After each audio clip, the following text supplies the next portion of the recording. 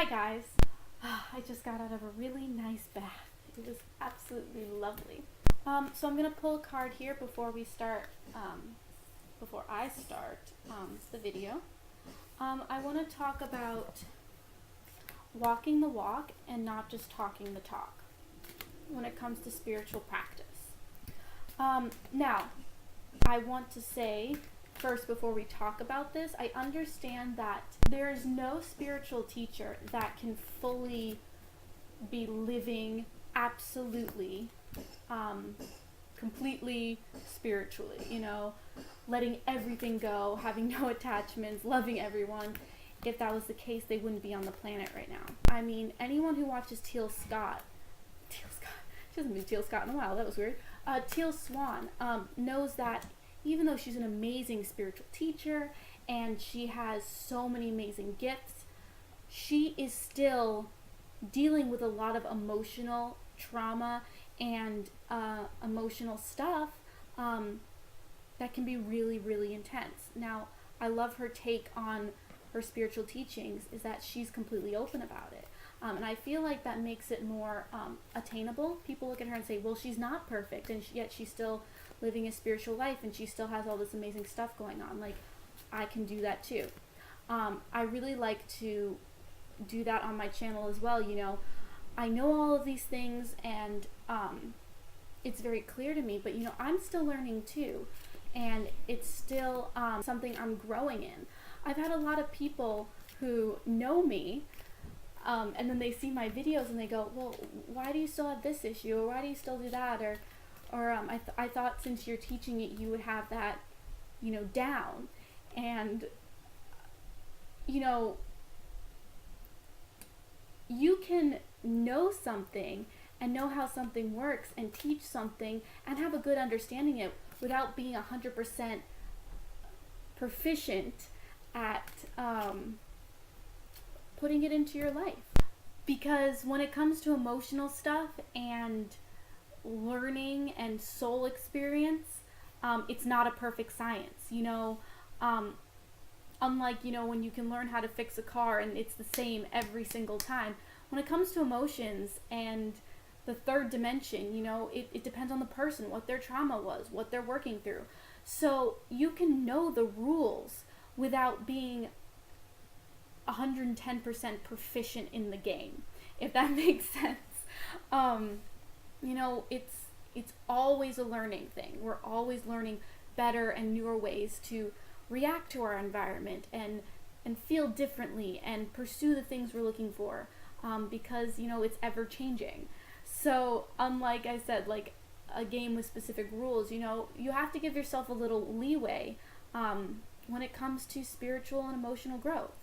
Now, as I grow in my spiritual practice and I move into that, a year or two ago, I would say that 25 to 50% of the time I was aware of what I was thinking, and the other half of the time I was really in it and being kind of like thrown around and stuff. Since I've gotten to Australia, I find 70 to 80% of my time is taken up by really thinking about what I'm thinking about and really creating my reality and stuff. So as I've grown in my spiritual practice, it becomes more a habit. It becomes a way of being, instead of needing to be forced mentally all the time, constantly having to remind myself. It's becoming more natural to me to live in a much more flowing way.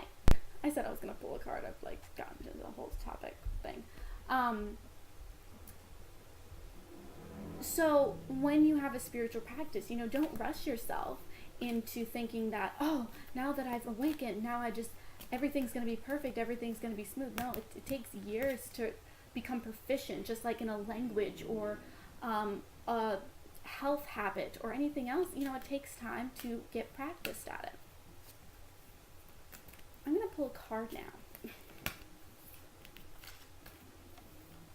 Alright, I'll pull a card at the end. So anyway, with that little caveat, I want to talk about walking the walk. Now, as much as, because we're human, we do get caught up in the emotional side of things, and sometimes it's just something we have to deal with, it's really important to not be hypocritical when you look at someone and go, well, why aren't you following your bliss? Why aren't you doing this, this, this, and this? But you're not consciously trying to do that yourself. I know a lot of people who teach this stuff, but when you hang out with them, it really doesn't seem like they're really applying it into their lives.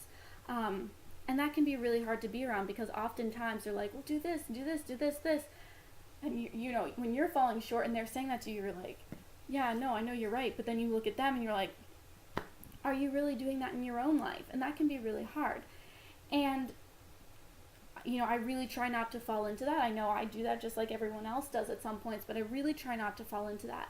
But what I've noticed is my biggest weaknesses is, you know, falling into the trap of believing the human construct. You know, I was raised with not a lot of money in my family. To get money was difficult. You know, I'm used to having a lack of money.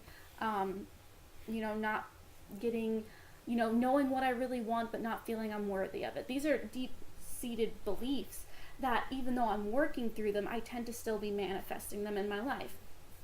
And I was thinking about, you know, what things can I change to really step into flow and actually walking the walk, not just talking the talk. You know, I say follow your bliss, follow your bliss. And so I need to think about, what is my bliss? Now, obviously, I came to Australia.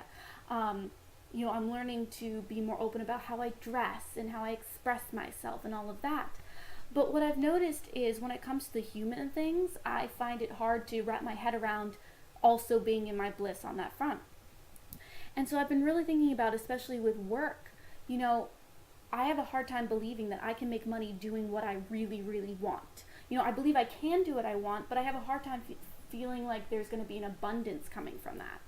And so I was thinking about, how can I actually break that cycle in my mind, or what can I actually pursue to genuinely make money and function as a human being but live in my bliss? Because I feel like a lot of times, you know, when I tell someone, you know, leave your job, do what makes you feel good, blah, blah, blah. And I mean, I've done some of that, but I feel like I'm a little bit hypocritical because I haven't straight up just said, no, I'm committing to living in my bliss 24/7. And I'm getting to a point where I really feel like that's really necessary for me in my life to really feel authentic in my expression.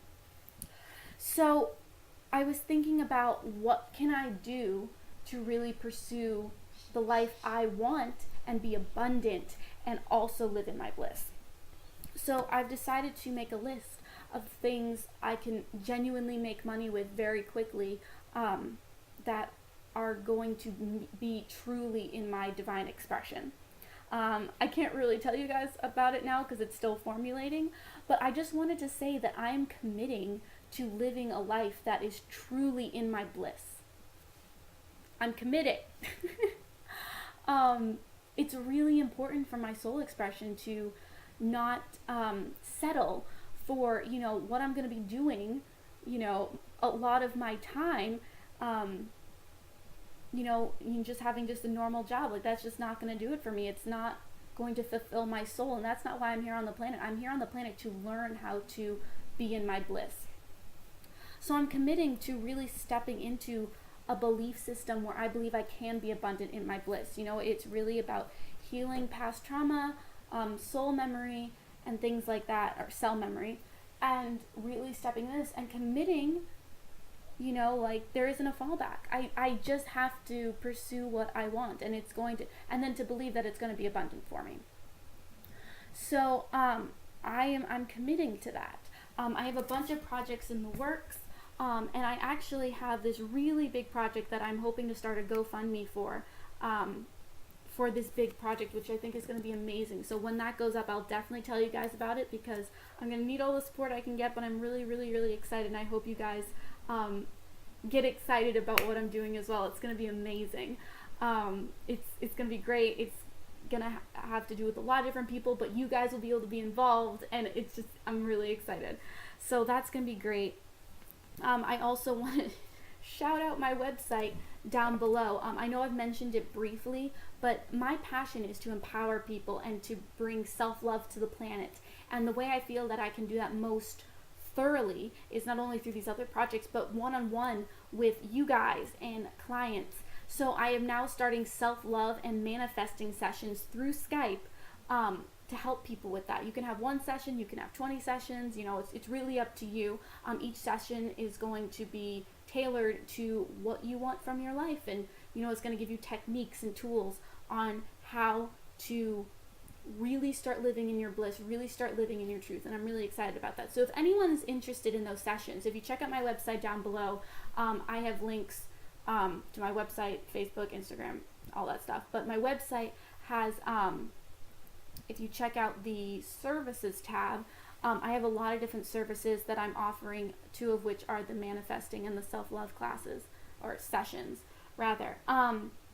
If you want to do a session, please do the contact tab. There is something where you can book a session, but it's kind of dodgy because of all the time zones and stuff. So if you want to book a session, contact me directly on the contact page and shoot me a message, and we'll set up a session. I would love to work with you individually, because that's where I feel like the core stuff can come in, and I'm really, really excited about that. And it's another money avenue for me to live in my bliss, and I'm so excited about that because I want to be fully living the life I am trying to help other people live as well. It's really important to me that I am also in that same boat. So, yeah, I think that's it. I'm going to pull a card here really quick just to kind of get an idea of what the energy is for us, and to really get a message from Spirit. Woo! Flying all over the place. Ooh. I'm feeling this card.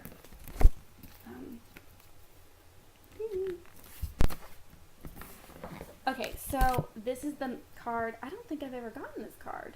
Moonlight Goddess. Oh, this is so good. This is reminding me of an event that I'm planning right now. We're going to be doing a Skyclad moon dance for the next full moon. I'm so excited. Skyclad is naked in witchy terms. We're going to be doing a moon dance at the farm. I'm so excited. Me and my friend Bree are planning it out. We're going to have body painting. I'm so excited. Hopefully I'll get some pictures that I can show you guys. But anyway, this is Moonlight Goddess. Repressed emotions, healing, and reflection. All right. Oh, this is card number 2. All right.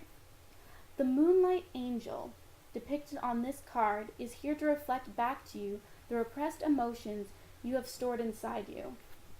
Oh, I feel that. She is here to heal you through your dreams, but in order for this healing to take place, you must pour out your heart and express how you truly feel. Do this for yourself and for others. Remember, all that you repress not only affects you, it also affects those around you, especially those you love the most. It is safe to acknowledge your feelings. It is all right to cry. Just surrender and let it all go. You are surrounded by love and the healing energies of the goddess. You are eternally loved and eternally protected. In the coming month, you will reflect on the past. You will give thanks and let go of old hurts and disappointments. Good. Looking forward to that. Only the loving memories you will keep inside your heart.